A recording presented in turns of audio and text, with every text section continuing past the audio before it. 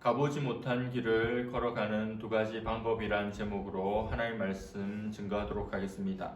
스티브 도나휴가 쓴 사막을 건너는 6가지 방법이란 책이 있습니다. 그 6가지는 이렇습니다. 지도를 따라가지 말고 나침반을 따라가라. 오아시스를 만날 때 쉬어가라. 모래에 갇히면 타이어에서 바람을 빼라. 혼자서 함께 여행하기. 캠프파이어에서 한 걸음 멀어지기. 허상의 국경에서 멈추지 마라. 사막으로 비유되는 이것은 인생의 어려움과 고난을 말할 것입니다. 누구나 살아가면서 겪게 되는 여러 가지 어려움의 순간을 이 6가지 방법을 통해서 극복하라는 것입니다. 오늘 말씀의 제목은 가보지 못한 길을 걸어가는 2가지 방법입니다. 우리 인생에 펼쳐질 수많은 길들 가운데 어떻게 하여 승리하고 또 어떻게 하여 하나님의 인도하심을 따라 나아갈지를 살펴보는 시간이 되기를 원합니다. 제가 대학교 다닐 때 저희 학교 캠퍼스가 꽤 넓었습니다. 한국의 몇 손가락 안에 드는 규모의 캠퍼스였습니다. 이렇게 캠퍼스가 넓은 학교에서 공부하려면 자전거나 또 오토바이가 있는 것이 유용했습니다. 그 시절에 캠퍼스에서 친구의 오토바이를 타고 이곳저곳을 다녔던 기억이 있습니다. 학교 안인지라 그렇게 빠르게 달리지는 못하지만 안전한 속도로 달리긴 하였지만 안전은 있지만 사실 별 재미가 없는 그런 이동수단에 불과하였습니다.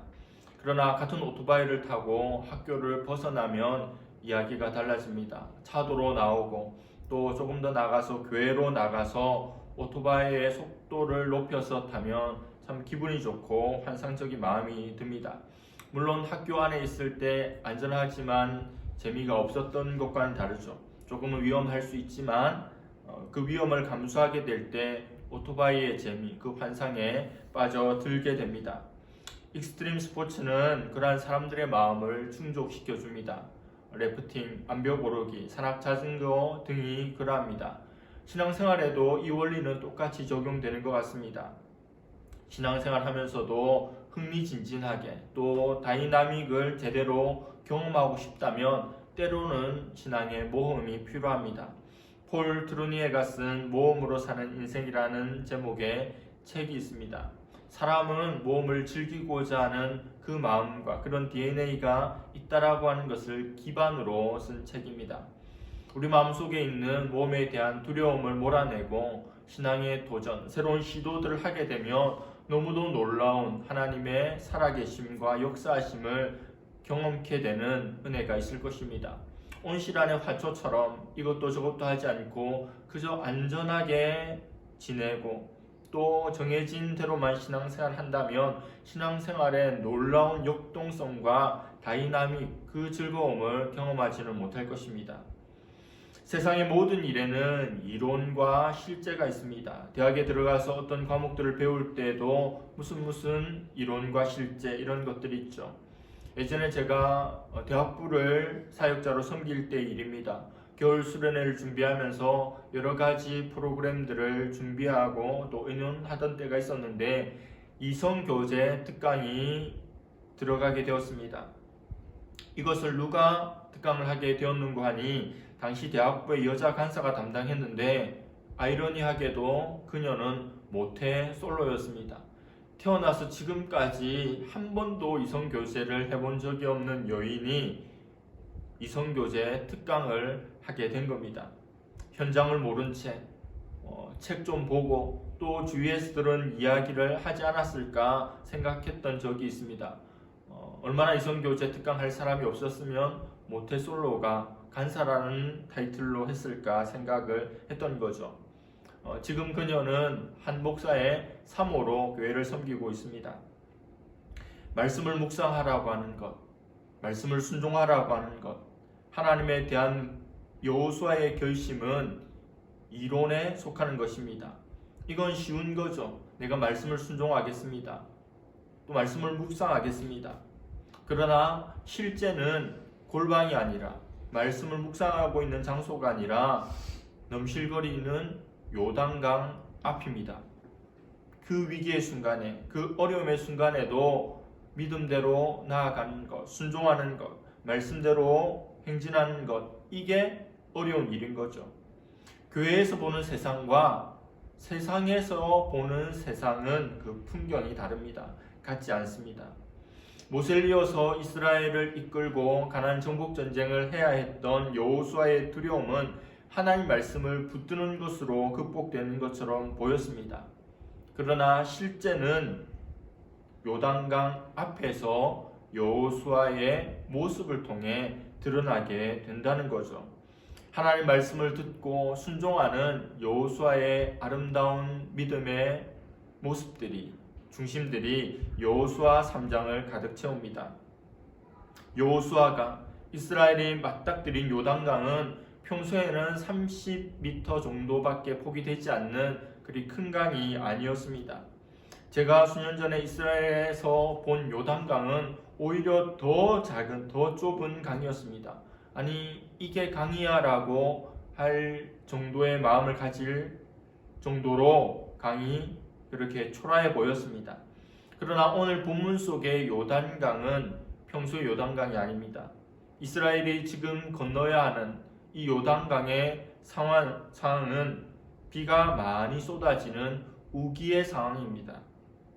요단강의 또 원천인 헬몬산의 그 만년설이 녹아서 내리던 때였습니다. 이때가 되면 요단강이 30m밖에 되지 않는 요단강이 1.6km 정도로 그 폭이 늘어난다고 합니다. 수심도 3m, 4m가 되고 강물의 시속도 16km 정도로 바뀌는 상황이죠. 여호수아와 이스라엘이 마주하게 되는 요단강은 여리고 정복 전쟁에서 만나는 첫 번째 문제입니다. 우리 인간이 살아가면서 겪게 되는 여러 가지 어려움과 또 신앙생활하게 하면서 맞이하게 되는 여러 가지 문제들을 의미하는 것이 바로 요단강입니다. 하나님께서는 여호수아에게 요단강을 건너는 방법을 상세하게 자세히 말씀해 주십니다. 첫 번째, 요단강을 건너는 방법. 첫 번째, 한 번도 가보지 못했던 길을 가는 방법은 바로 언약궤를 따라가는 것입니다. 제사장들이 언약궤를 메고 앞으로 나아갑니다. 백성들은 한 2000규빗쯤 떨어져서 그 언약궤를 따르라는 겁니다. 언약궤가 무엇입니까? 하나님께서 함께 하시는 표시이고 상징입니다. 언약궤 안에는 세 가지가 들어있습니다. 아론의 쌍난 지팡이, 그리고 깨져버린 십계명의 돌판, 그리고 만나가 그것입니다. 이 세 가지 사물은 하나님께서 얼마나 위대하신가를 보여주는 동시에 이스라엘이 얼마나 부패했는지를 보여주는 상징물들입니다. 아론의 쌍난 지팡이는 무엇입니까? 하나님께서 세우신 모세를 향해서 모세의 리더십에 반발하고 적대적이었던 그들의 반역과 불순종을 중지시키기 위해서 하나님께서는 죽어버린 지팡이에 싹이 나게 하신 것입니다. 고라 자손이 더 이상 하나님 앞에 또 모세에게 패역하고 반역을 저지르지 못하도록 하기 위해서 지팡이에서 싹이 나게 된 것입니다. 깨어진 돌판은 또 무엇입니까? 모세가 시내산에서 하나님의 음성을 듣고 하나님으로부터 율법을 받았습니다. 직접 하나님께서 핸드메이드로 만들어주신 두 돌판을 가지고 내려오는데 땅 아래 이스라엘 백성들은 금송아지를 만들고 하나님이라고 숭배하고 있는 그 기가 막힌 상황에 모세가 분노하며 이 돌판을 던져버린 거죠. 만나는 또 무엇입니까? 하나님께서 광야 40년 동안 하루도 빠짐없이 신실하게 이스라엘을 만나로 먹이셨습니다. 이것이 무엇인가? 그게 만나의 의미죠. 이것이 무엇인가가 긍정적인 의미에서 부정적인 의미로 바뀌었습니다. 아니 도대체 이것이 무엇이지? 하늘에서 오는 이것은 무엇일까? 이렇게 맛있는 것. 그러나 나중에 이것은 무엇인가 하는 부정적으로 바뀌었습니다. 이게 도대체 뭐란 말이야? 맨날 이것만 먹어야 된다니. 하나님 앞에서 불만을 했던 것이 바로 만나입니다. 언약궤 속에 들어있던 세 가지는 이스라엘의 실패 역사를 여실히 보여주는 것들이었습니다. 그럼에도 불구하고 타락한 그 백성들의 모습임에도 불구하고 하나님의 사랑의 역사는 끊이지 않고 또 이어졌음을 보여주는 것입니다. 2000규빗 정도 뛰라고 하였는데 한 규빗은 이 손목부터 팔목 정도의 길이입니다. 사람마다 차이가 있지만 한 40에서 45cm 정도 되는 거죠. 그러니까 한 800m에서 한 1km 정도를 뛰어서 따라가라는 겁니다. 이 정도 거리를 띄우는 이유는 뭘까요? 이스라엘 백성들의 수가 아이와 여자까지 포함하면 한 200만 명 정도가 되었습니다. 그 정도 많은 사람들이 언약궤를 타보기 위해서는 그 정도 거리가 띄어져 있어야 볼 수 있었던 겁니다. 모든 사람들이 모든 위치에서 그 언약궤를 똑똑히 보고 이 행진을 해야 한다는 겁니다. 요단강을 향해서 제일 먼저 나아가는 것은 언약궤를 어깨에 맨 제사장들이었고 언약궤였습니다. 하나님의 인도, 하나님께서 앞장서서 행해 가신다라고 하는 것을 보여주는 겁니다. 넘실거리고 있는 폭도 길어지고 수심도 깊어지고 물살도 빨라진 이 요단강에서 다른 어떤 것 바라보고 의지하지 말라는 겁니다. 요단강을 바라보면 두렵고 떨리죠. 그러나 언약궤를 바라보라는 겁니다. 언약궤를 맨 제사장들이 요단강에 발을 디뎠을 때 일어나게 될 일을 주목하면서 이 요단강을 건너라고 하는 거죠. 다른 것들 바라보면서 불안해하거나 두려워하지 말라는 겁니다. 하나님만 바라보라는 거죠. 하나님이 앞서 가시는 것을 믿고 따라가라고 하는 것입니다. 우리의 삶도 마찬가지 아닙니까? 우리의 삶도 무엇을 앞세워야 합니까? 하나님을 앞세워야 합니다. 우리 삶에 하나님의 언약궤를 앞세우는 거죠.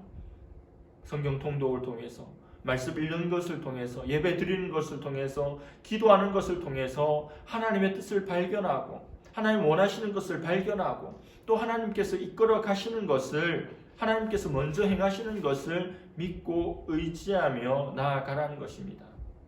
새로운 학기가 시작되었습니다. 한 달이라는 시간이 흘렀죠. 이 새로운 학기 어떻게 보내고 있습니까? 새로운 또 계절입니다. 하나님 앞에 이런 삶을 살 수 있기를 바랍니다. 하나님이 앞서서 나아가시는 삶, 하나님께서 우리 앞서서 인도해 가시는 것을 바라볼 수 있는 우리가 되기를 바랍니다. 두 번째는 자기 자신을 성결하게 하라는 하나님의 말씀입니다. 5절 말씀에 여호수아가 또 백성에게 이르되 너희는 자신을 성결하게 하라. 여호와께서 내일 너희 가운데 기이한 일들을 행하시리라. 요단강을 건너에 있어서 이스라엘 백성들이 해야 될 일이 있었습니다. 하나님의 언약궤가 앞서 나가고 그것을 보고 따라가면 되고 강을 건너면 되는 거지만 선결 조건, 전제 조건이 있었는데 이스라엘 백성들이 자기 자신을 돌아봐 거룩하며 정결하며 성결해야 한다는 것입니다. 하나님의 백성, 하나님의 군대는 힘이 세거나 전략이 좋거나 무기가 많은 백성들이 아닙니다.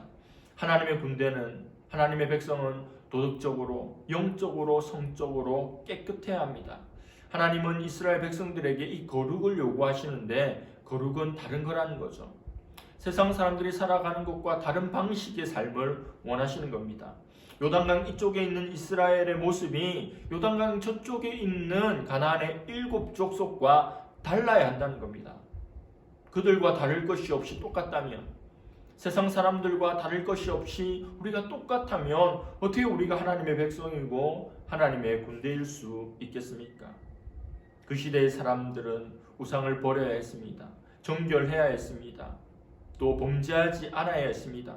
그렇게 준비하고 있을 때, 그렇게 자신을 돌아보고 있을 때 하나님께서는 그들 가운데 기이한 놀라운 일을 행하신다는 겁니다. 모세오경부터 여호수아까지 많은 기적과 이적들이 있었지만 가장 놀라운 일들이 무엇입니까? 홍해가 갈라지는 거죠. 바다가 갈라지는 일을 경험했습니다. 오늘요, 요단강이 위에서부터 쌓이게 되는 그 역사를 경험하게 될 것인데 이스라엘 백성들은 거룩해야 했습니다.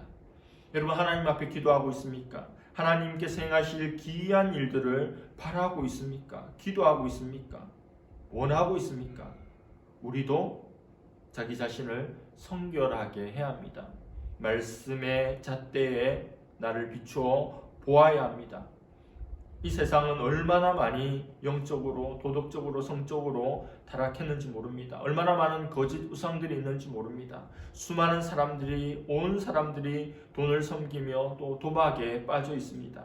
수많은 사람들이 로또 복권을 하며 인생 역전을 꿈꿉니다. 또 코로나 전에 과천의 경마장이나 정선의 카지노에는 수많은 사람들이 몰려들어 미어 터질 지경이었습니다. 우리 하나님께서 원하시는 모습이 아니죠. 하나님은 좀 못생긴 그릇을 사용하십니다. 하나님은 좀 작은 그릇도 사용하십니다. 그러나 하나님이 결코 사용하지 않는 그릇이 있는데 바로 더러운 그릇입니다. 깨끗한 그릇으로 하나님 앞에 잘 준비될 수 있기를 바랍니다.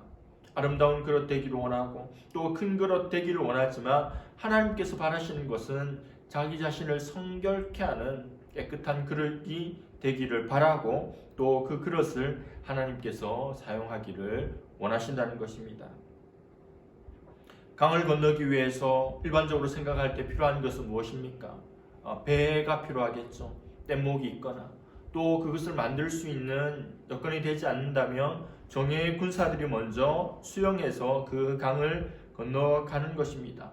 이것이 사람들이 생각하는 이 전쟁의 매뉴얼 같은 거죠. 그러나 하나님은 최고의 전략가입니다. 하나님께서 행하시는 전쟁들을 보면 얼마나 재미있고 또 때로는 얼마나 어이없고 또 얼마나 허무한 그런 것들이 구약 성경에는 가득하지 않습니까? 우리가 살펴볼 여호수아에도 많은 전쟁들이 나오는데 하나님께서 이렇게 저렇게 행해 가신다는 거죠. 하나님께서 하라고 하면 얼토당토 안 해도 하면 되는 겁니다. 하나님께서 지시하시면 그것이 나의 이성과 맞지 않아도 충돌해도 그냥 하면 되는 겁니다. 말씀에 있는 대로 그렇게 하면 되죠. 요단강을 이렇게 건너는 이유가 무엇인 줄 아십니까? 9절과 10절에 나와 있습니다. 이스라엘 자손들에게 여호수아가 이야기합니다. 살아계신 하나님이 우리 가운데 계셔서 가나안의 7 족속 그들의 이름을 그 족속들의 이름을 말씀하시면서 너희 앞에서 반드시 쫓아내실 줄을 이곳으로서 너희가 알리라 이렇게 이야기합니다. 광야에서 가나안 땅으로 가는데 첫 번째 장애물인 요단강을 하나님의 말씀대로 언약궤 앞세우고 제사장들이 물에 발을 내딛는 순간 이 물이 내려오는 곳으로 거슬러 올라가 쌓이는 일을 볼 때 이 가나안 땅의 족속들을 하나님께서 어떻게 쫓아내시는지를 너희가 알게 된다는 겁니다. 싸움 연습하지 않아도, 특별한 무기 만들지 않아도, 훈련하지 않아도 그냥 지금처럼 하나님 말씀하시는 대로 하면 가나안 민족들 다 몰아내어 주시겠다는 겁니다. 요단강을 마른 땅으로 건너는 것, 하나님의 예고편입니다. 영화나 드라마 보면 예고편이 있죠. 그것에 관심을 가지고 또 영화나 드라마를 기대하면서 보라는 겁니다. 누구하고도 싸우지 않았지만 그 요단강을 건너는 기적을 통해서 이후에 가나안 7족속과의 싸움에서 반드시 승리하게 해 주실 거라는 하나님의 메시지로 요단강을 이렇게 건너라고 하는 겁니다. 요단강이 어떻게 되었습니까? 15절에서 17절 말씀입니다. 항상 언덕에 넘쳤던 그 요단강의 상황 가운데 제사장들의 발에 물이 잠기자 물이 쌓이기 시작합니다. 물이 흘러내려온 곳으로 쌓이기 시작하고 흘러내려가는 물은 그냥 내려가 버리는 거죠. 홍해가 두 쪽으로 갈라졌다면 요단강은 위로 물이 쌓이는 어떻게 보면 더 장관이 펼쳐지게 되었고 요단을 건너기까지 모든 이스라엘은 마른 땅으로 건넜다고 되어 있습니다. 무엇을 하였습니까? 언약궤를 앞세운 제사장들이 나아갔습니다. 무엇을 하였습니까? 200만의 백성들이 자기를 돌아보며 우상을 멀리하며 스스로를 성결케 하였더니 기이한 일, 놀라운 일이 일어나게 된 겁니다. 요단강을 마른 땅으로 건너는 백성들에게는 기쁨이 충만했습니다. 근데 이런 기쁨은 그냥 얻어진 것이 아니라 하나님의 은혜였고 또 인간의 수고와 헌신이 있었습니다. 누가 수고와 헌신했습니까? 200만의 사람들이 건너기까지 요단강에 언약궤를 메고 서 있었던 제사장들의 헌신이 있었습니다. 200만 명의 사람들이 지나가고 가축들이 짐차를 끌고 가면서 지나가려면 한 반나절 정도의 시간이 걸렸을 텐데 결코 가볍지 않은 그 언약궤를 메고 그대로 서 있었습니다. 제사장들은 리더 그룹이죠. 리더가 되는 것 쉬운 게 아닙니다. 남보다 앞서 있고 남들을 이끌어가는 리더가 되는 것, 그리고 그 자리를 유지하는 것 결코 쉬운 일이 아닙니다. 그러나 리더는 아무리 힘들어도 포기하지 말아야 합니다. 리더가 힘들어서 포기하면 그 자리에 주저앉아 버리면 팔로우가 따라다니는 이들이 강물에 휩싸여 버리는 겁니다. 우리는 하나님의 도구입니다. 하나님 말씀을 붙들고 강 한가운데 굳건하게 서 있어야 합니다. 말씀을 마무리하고자 합니다. 이스라엘 백성들은 이전에 가보지 않은 길을 가게 되었고 또 이후에도 가게 될 것입니다. 철저히 준비하고 또 자기 소견대로 그렇게 계획할 것이 아니라 하나님께서 뭐라 말씀하시는지를 늘 길을 열어놓고 경청해야 합니다. 오늘 요단강 도하 작전은 하나님께서 언약궤를 앞세우라고 하였고 자기 자신을 성결케 하라고 하였습니다. 이후에 펼쳐지는 많은 사항들, 정복해야 될 성들에 있어서 하나님은 각각 다른 그런 전략들을 우리에게 주십니다. 우리의 삶에 한번 적용해 보기를 원합니다. 우리가 세상을 살아가는 것도 이전에 한 번도 살아가 본 적이 없는 세상을 살아갑니다. 지금 제가 말하고 있는 바로 이 순간, 이것은 과거가 되어버리죠. 우리는 10분 후, 또 1시간 후, 내일, 1년 후 어떤 일이 어떻게 일어날지 아무도 예상할 수 없습니다. 어느 정도 짐작은 할 수 있겠죠. 또 나름의 예상도 해볼 수 있지만 정확하게 들어맞지 않는 겁니다. 온 인류가 70억의 인류가 한 번도 가보지 못한 길을 걸어가고 있습니다. 코로나도 마찬가지죠. 이제껏 이런 일이 없었는데 그 길을 온 인류가 함께 걸어가고 있습니다. 한 번도 가본 적 없는 새로운 길 어떻게 걸어가야겠습니까? 오늘 말씀에 의하면 하나님을 앞세우고 하나님 말씀을 앞세우고 하나님을 의지하고 그분을 바라보면서 걸어가라고 합니다. 그리고 하나님을 따라갈 때 자기 자신을 늘 성결케 함으로 거룩한 하나님의 백성, 하나님의 군사가 되라고 하는 거죠. 오늘로부터 시작하여 또 새로운 일주일이 시작됩니다. 또 4월 한 달이 시작되죠.